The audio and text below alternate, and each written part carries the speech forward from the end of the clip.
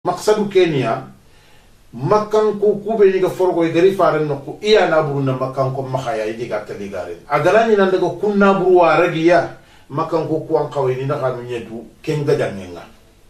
kenyan cigi kube ni so wato gadi wor ku kurle mu be ni so gadi wor wacha makkan ko ku iya na kureke forme faran ka mo fili sere kafme pour na daga gamu kembre ona annabi nga kenye annabi da kurenya to nanda purna daga gamu makan ko kudi yo nonka adaga do kureke daga mi ga jo fene dingira be ga tindanga boat iga kinye boat dingira nga ada ni khadi umayyah bun khalf khado kuren ado jula chette nga ada tanki akhadaka tayib kurle metana dabare khati il faut tana yeto khali ga tindanga غزوة العشيرة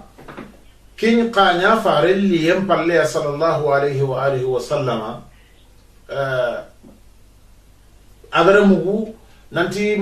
قريسي غانكو إجرال لمنشة تنشو فو خور إذن أبري بسكوغي غير غزوة بواتي كيبه ست قواري نان كينغري بس ست قواري ندو منو ميتو بن خلفة كين تايا كمي سيما خلم ميان كفيني قريسي غانكو hanyo gomen bana sette ke wujudu fili do kamo kalgi nyogome yana sette ke no kha ghazwatul ushayra ke kenya awa nabure ngabenni makan kongara sette khore be de bari ban quraish kan ke suma to makka iga kongo quraish kan ke suma to makka ay gonda ya gare ganta gananya harmen qalbani ya kangenga aya makaya ken nabure no yo kenketa Abu Sufyan yanyi kenyembe kha serube ni ganyi kafine magabo tampile do soro dantanto kunya ni kafine fare bogo sallallahu alaihi wasallam jumad fananga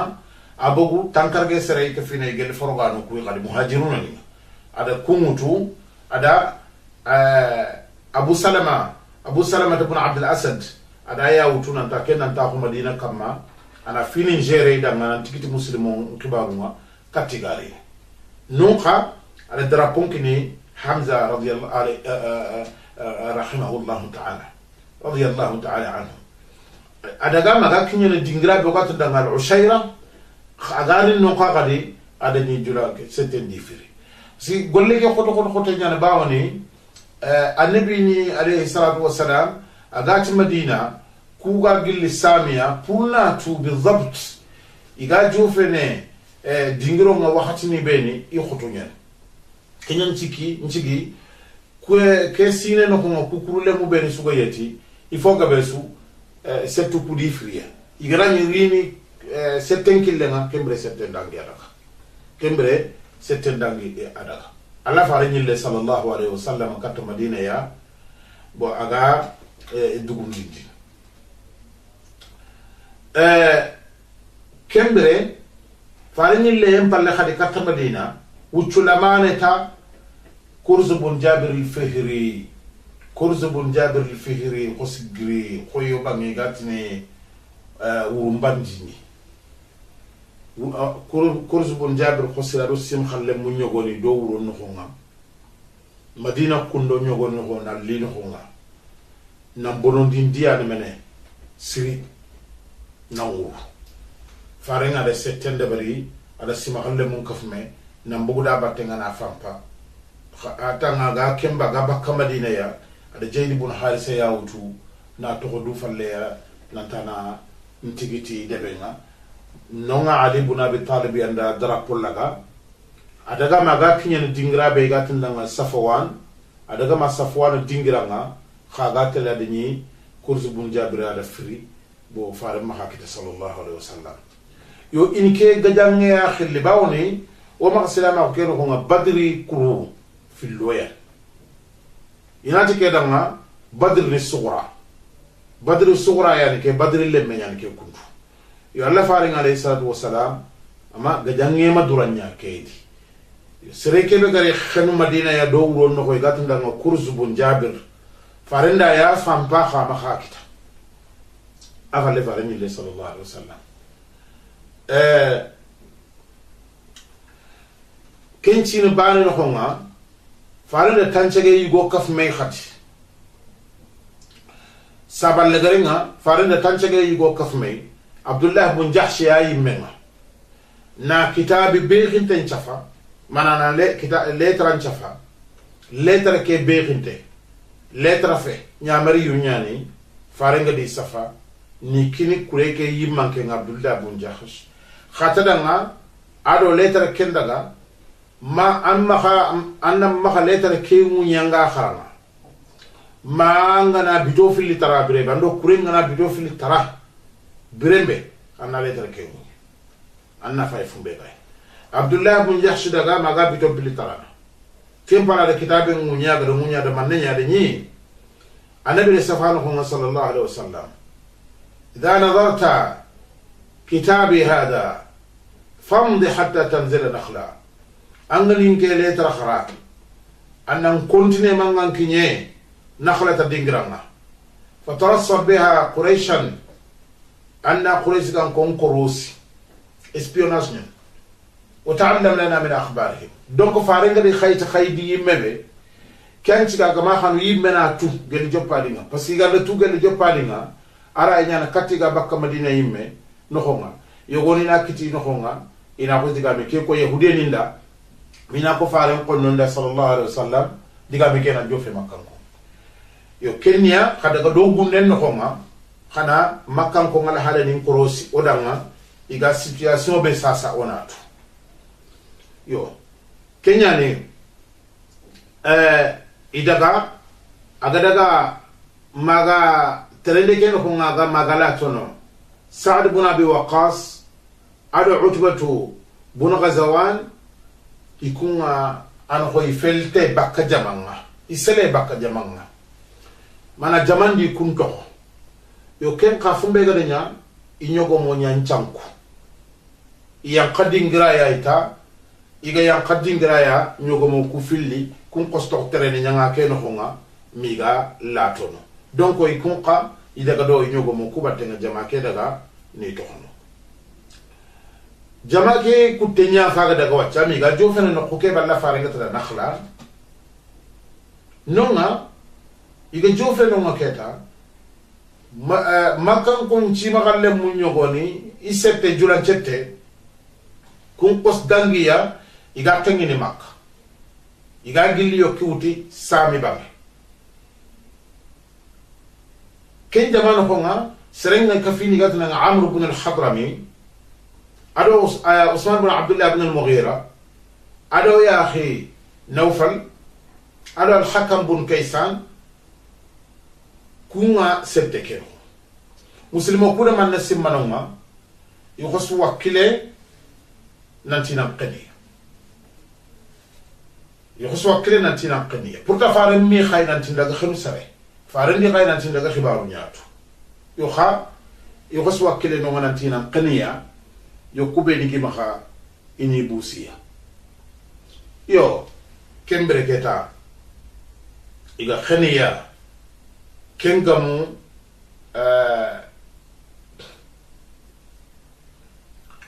kengamu rajaba kota lagare sabal lagare kota lagare ken kana hurumi ngatinya bimana sariyan da gajangi ngaramu ku ngatinya hurumi ngatinya ida Amr ibn al-Hadrami kan ida Usman ado Hakam kebe ngadi khibaran ko bire Usman ibn Abdullah ida raga al Hakam ibn Kaysan ida raga Nawfal kemurkunga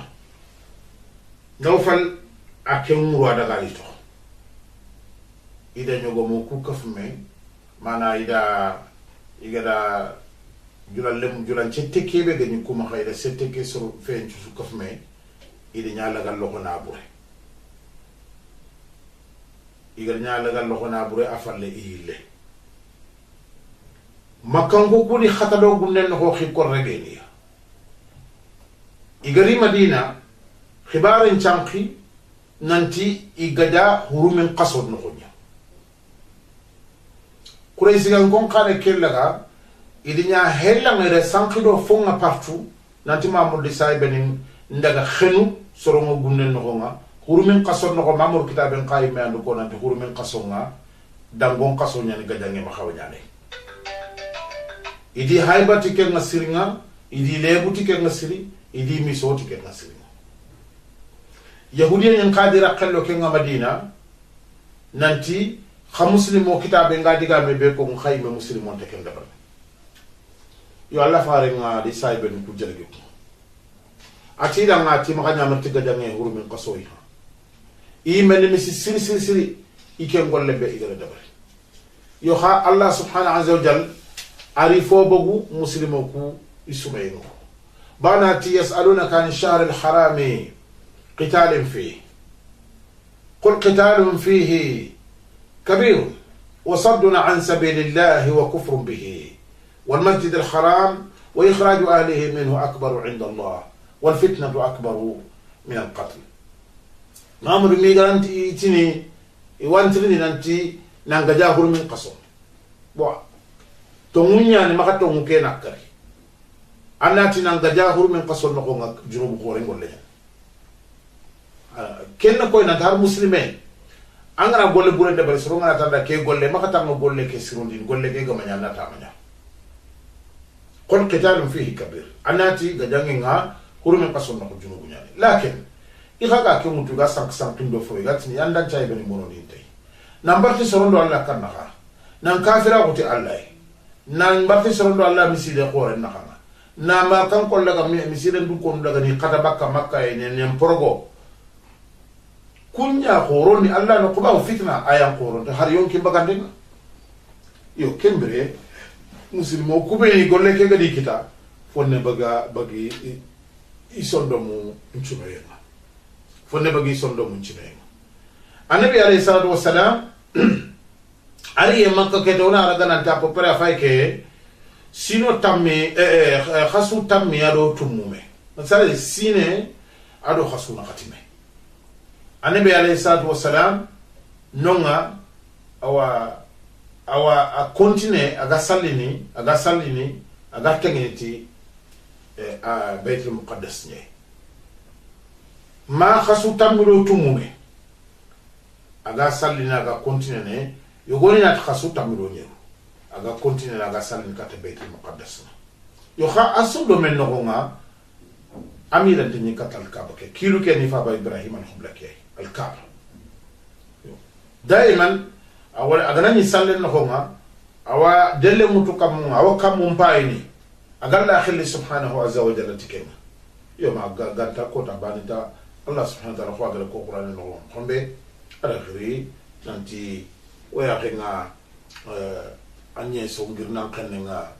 awa kamunga yo ha ngi Allah wa tukebe ga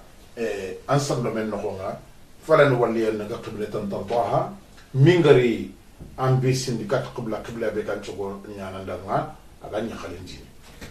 ya falle la faring alayhi salatu wassalam alla nyamari nan tan tangi tar al kaaba banginga adaw moto nyamari nan tan daga al kaaba banginga ke sina filandi no honga ke sina filandi no honga alla da sumen par la politique sina filandi no honga di kunu sasa sumenga alla da farla honga ada safa ada ni kenkane sumenga Allah faring alayhi salatu wassalam anya da barni bidosi ke khasus na filan chuma ma kengan tayha kota bane ayaga ni ashura yahude ni nganya sumini nan talla da nabiyyi Musa kisindi yole nga ken kota ya annabi na khasumi yo kha ugara reke be de sa safari li empalle Madina sin filan dikeno ko kundu ora wa kata sine filani moy kata par exemple ari empalle o kata sine ado khasu tumi khasu nyeri dagana alla da sumen par la kulisna sume kenya tonto khore gel islamahu ntontenga nanya farla kebe islamahu nizamu mumanga timenete ban hade mare me alla taga yime khande nyakam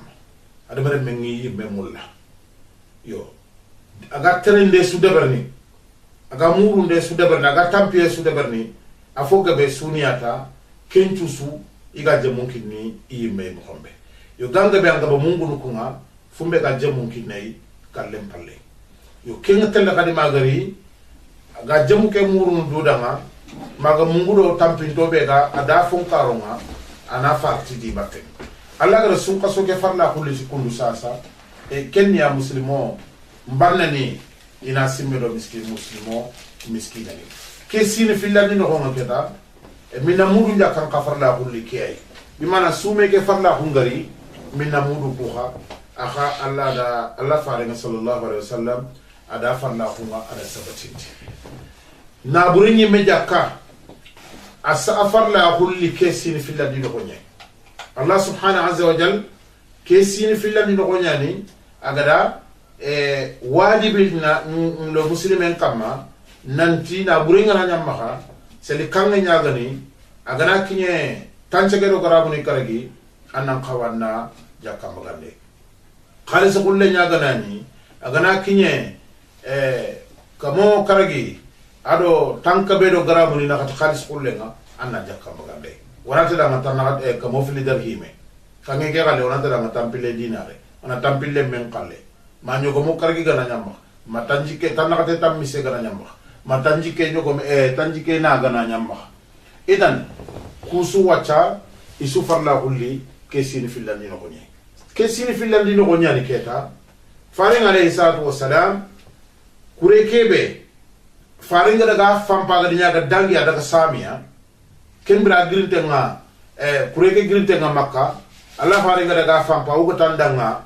ada faren pire adaga ken kure ken yillante ñafay ke sasa farenga tele gamay badri fillande fayde gore ne kenyay igatna asugat danga badrul kubra ba badri khore ke wala sefenore ken dang badri tugul ne fanake ken badri tugul ne yor ken ci fenori adangi gajange manya kenga kurumpile de me frige il me futu il me wali kembere geta adi ñoru kumandanga natalla farenga alayhi salatu wassalam agarini adani kungara firi agille tifalle yo hawu cemma gari gillo keta farenga alayhi salatu wassalam adamugu nanti ken cette be gadaga sami sette kede na burin kafme sette kede na burin gari yo farenga qala saybe nin kafme أتيدا ساسا هذه عير قريش نابو جلان شتنيا فايك قاقل لسامي قايد الكتمك فاخرجوا إليها لعل الله أن ينفلكموها خبقوا كتيم الله يكين نغي يو ساسا نونغا يغوني يفتو مبغمي سيرنا مانا يغوني يوكيلي باكي يغوني موكيلي باكي باسكي فمبي خاغر كينيا ingani ifamu yogoni kubeni ngama bogu parce famu na tifaringa komi gajange duranta ngani nga ngalle nyana makanga tele gamang ngana kitab maka kenni kenye donc kenya ni yogoni ikum maka wakile bakke faringa alayhi salatu wassalam ati man kana dhahruhu hadiran falyarkab ma'ana sasu set fonga maka akamana loda serebe set fonganteer wala serebe gama pare on tandu ko anke nyaa ken nan toyre sun qaso abiti sikandi fare mbogu madina alayhi salatu wassalam ada abdullah ibn umm maktum mut adanya khisedu falle madina ta kenna madina muslimon khiso ana muslimon ani topite kella he fare ga bakka sallallahu alayhi wasallam kamo sikiro igo khoro tamilo sikko ikafine kamo sikki aro igo khoro tamilo sikko kun kamo sikino ko presque la ora etini kamo ku filli ado tanna khaten cerenchu walle logo mati kamo plido tankar gen cerenchu sunu la sargan kene kutukun fe muhajiruna ni sima khallem mu kafiniya khatanyere nyogo be banani ma kamo ku sikki igo tanyere nyuko me banani makaya iga septia angana anke ngana setuche ngena tere ngana tampi anke na yanka ngana setu ida muslimon kure idrapo ida kini Mus'ab ibn Umayr al-Abdari وقاتن كبير عن البرومي أمباسادور الإسلام وده أخباره من الفلة الله عليه الصلاة والسلام بيرم بيرو مدينة كونغرا gamu kille ta fan ada kenya khaya do awa ki Abdullah ibn Maktum nanti daga Makka Madina kon khawunti Abu Sufyan ga di Makka Samia agar mu bire be keda nanti faare mbogu Madina do setem mbogu Madina warni gemi kille nga ara simakalle ma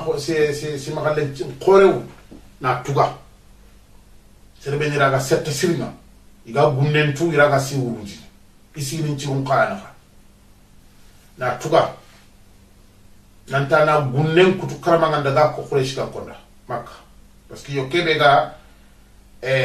Abu Sufyan maka batara nyo kefe ujuru kebe nyo ko men nyana makano kendo yo kutana ni be ni ga kille ni tabana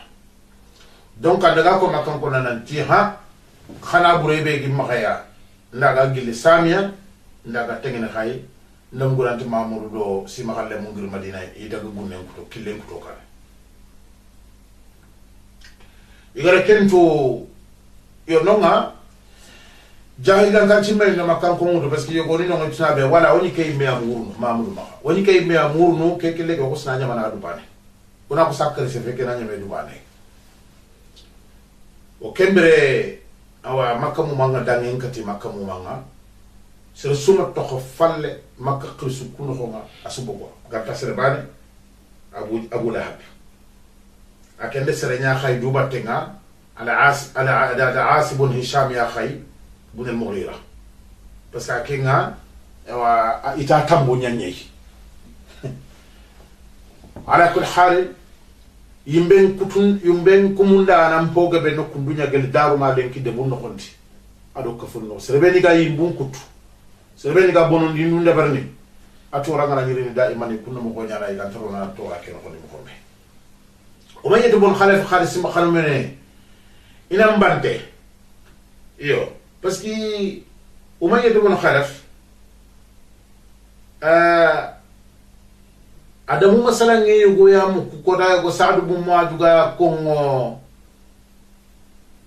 nanti ganya lu muranga hijram palle tuuchule mane ida mu galla fare nga nanti ida mu nanti innahum qatiluk ana famu yo nanti aken Umayya Mamoudou di saybel na ken karniya yo agara kendigame mugu kendigame toha kilunga amaro Mamoudou dina nga amasa khadigamu nga me kha kendigame kundu kilun to ko enanti kendigame komi gata tiya nanti ke ni ke karniya bo igati gajange ti Mamoudou saybeni daga gamu jula chette nga debenchu suga di sini mutu akenda khanu nambate gata kwa jali gan ko ku geli ganni ga mo gobe har say finno kunduñe me baw jayli ganka ko haranda kelen kay finne haro sonu go kuno ko jayli ganka ko kenta amabo ko no harsa baw ne me iganame jakam bagande fo beta har sa ngant debarne talla anna ken debarne yo ame nyamu ngata dam me danke nyane de bentu suna me nyina titerle gamba mudo anke nyantina nga bartene yo e dara kumba ba xadulo kumba tarandiga mu ko ngabata aken ama khabante président ko gede décider bakke fofo gi ma gede nyogo me fofo gi ma si ka faga khasega na kusu tege suide tagonchu su ta hunde tum khamunga ka falli ngondi garan kon ta hunde te punci rondi khirkhen ci rondi ila akhiri subagu iga bakka sugana ya garube ni gi ma de benno ma idi sugana ya garu kusu kafmei idi dantimano idi wara dukane susu jambante wi sugono iwoma muslimon kana iwa ku kama wi ijakka magambe qala lakum rabbi subhanahu wa ta'ala wa zayyana lahum ash-shaytanu a'malahum wa qala la ghaliba lakum al-yawma min an-nas wa inni jarun lakum kembre shaytan le finju yambi amukale طيب amma Allah farin ken alayhi salatu wassalam akem to on te kesu nanti kesu nyangi nanta Abu Sufyan da sere kay makka kon da tu nanto yoro gunde no nga makka kon di mo hogga bunde ngame Allah farin ken to ko mani kesu atwa ko manyai nanti soronde bakke njoppa makka ido kurnyatu ngame bogu Madina ado soro ko ben ga bogu Madina maga jofen no ko yata ndanga sokya Madina fo palle ngata ada kureke su présenter du inonga ko général nchuka kende barmi jama ke be ga makata ne sigindi pour ni fay ni trindi bon ko ni ne tangu munga ko ni na kafa gumunga ko ni na sigu munga ko ni tani nga ko ni nyogo munga ya gana serebe ni wori moye ganti ma serebe ni salenga tadu tarana nyani wala har kafa sirenta maha wala hariran ciruntai wala ila akhirih wala fumere ngane lemna lamanu nyana kuncu wila gajanga nyani sanke fe khokku nanyile gajanga nyana khokku nanyile anke lan tay fonta maha sit fonta maha te pusi tanga awa tanga don tanki tun wala nyimenga anke nanyile ila akhirih no nyani ala faringa akagada espion impilli engagé soro filli jasuso impilli ni khay nanti ndaga i khandaga gunnen ko rosi aga mo be igadaga mi ga jofe na rawha khibare liya nanti makkan ko ngiti bugu makka kudo igatelle si jula chette ke be Abu Sufyan daga killangarini nandaga barti saibani Allah farandi saibani dana khibarna no kuri ila ko annabi alayhi salatu wassalam iti khumbane Abu Sufyan do settege o wala information be no gunnen no honga in qaw jofe ne badri jilla ko khumbane igama jofe khumbane agana lele wolele khumbane falle o jofe ne Allah faring alayhi salatu wassalam ada kuren pusoro jusukafne ati Allah ada khan ada la yudni fil raginda mana fini du bana mbeke ala kella yuru laginda nanti maki nga nyankala imma